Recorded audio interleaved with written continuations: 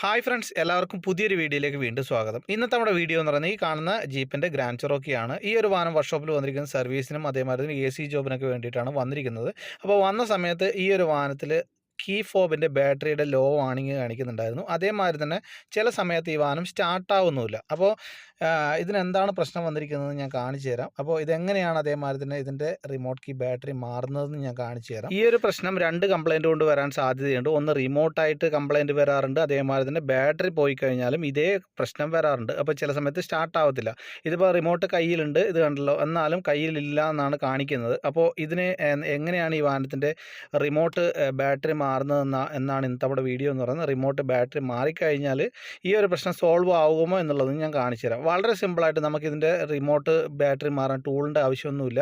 നമുക്ക് ഇതേമാതിരി തന്നെ ഇവിടെ സൈഡിലായിട്ട് ഒരു സ്വിച്ച് കൊടുത്തിട്ടുണ്ട്. ആ സ്വിച്ച് ഒന്ന് സൈഡിലോട്ട് പ്രസ് ചെയ്തിട്ട് ഇതിൻ്റെ മാനുവൽ കീ നമുക്ക് ഇതേമാതിരി വെളിയിലെടുക്കാം. ഇനി ആ മാനുവൽ കീ ഉപയോഗിച്ച് തന്നെ ഇതിൻ്റെ സെൻട്രലായിട്ട് ജസ്റ്റ് ഒന്ന് സൈഡിലോട്ടൊന്ന് തിരിച്ചാൽ മതി, റൊട്ടേഷൻ ചെയ്താൽ മതി.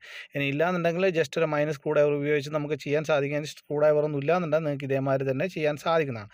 അതിനുശേഷം ഒന്ന് ജസ്റ്റ് ഒന്ന് വലിച്ചു കഴിഞ്ഞാൽ ഇതിൻ്റെ അടിയിലായിട്ട് നിങ്ങൾക്കൊരു ബാറ്ററി കാണാൻ സാധിക്കും. ഇത് കണ്ടല്ലോ, ഈ സൈഡിലാണ് ഇതിൻ്റെ ബാറ്ററി. അപ്പോൾ ചില സമയത്ത് ഈ ബാറ്ററി കംപ്ലയിൻ്റ് വരാറുണ്ട്. ഇനി അല്ലാന്നുണ്ടെങ്കിൽ ബാറ്ററിക്ക് കോണ്ടാക്റ്റ് കിട്ടാത്ത പ്രശ്നവും വരാറുണ്ട്. ഇതേമാതിരി തന്നെ ഈ ബാറ്ററിയിൽ കിട്ടുന്ന കോണ്ടാക്റ്റ് ജസ്റ്റ് ആ 4 ക്ലിപ്പായിട്ടാണ് വരുന്നത്. ഇതിൻ്റെ ബാറ്ററി കണ്ടല്ലോ 2032 എന്ന് പറയുന്ന ഒരു ബാറ്ററിയാണ്.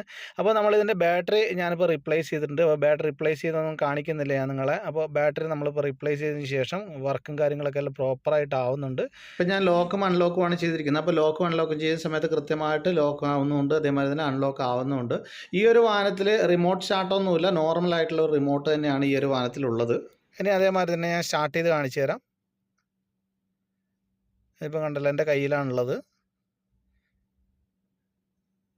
നോക്കിയാൽ വളരെ സിമ്പിളായിട്ട് സ്റ്റാർട്ടായിട്ടുണ്ട്.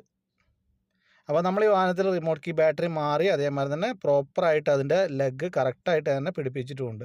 ഇപ്പം നിലവിൽ വാണിങ്ങോ കാര്യങ്ങളോ ഒന്നും തന്നെ ഇല്ല. അതേമാതിരി തന്നെ ഇനി നമുക്കിതിൻ്റെ ഡാഷ്ബോർഡ് അയക്കാനുണ്ട്. കാരണം എന്ന് പറയുന്നത് ഇതിൻ്റെ ഇവാപ്പറേറ്റർ മാറാനുണ്ട്. അപ്പോൾ ഞാൻ മാറുന്ന വീഡിയോ ഞാൻ നിങ്ങളെ കാണിച്ച് ബോറടിപ്പിക്കുന്നില്ല. അപ്പോൾ ജസ്റ്റ് ഞാനത് വാണിങ് പോകുന്നുണ്ടോ, റിമോട്ടിന് വല്ല പ്രശ്നമുണ്ടോ എന്ന് അറിയാൻ വേണ്ടിയിട്ടാണ് ബാറ്ററി ആദ്യം തന്നെ മാറിയിട്ടുള്ളത്. അപ്പോൾ വീഡിയോ നിങ്ങൾക്ക് ഇഷ്ടപ്പെട്ടെങ്കിൽ ഉപകാരപ്പെട്ടെങ്കിൽ മറക്കാതെ ചാനൽ സബ്സ്ക്രൈബ് ചെയ്യുക, എന്നെ സപ്പോർട്ട് ചെയ്യുക. Thanks for watching.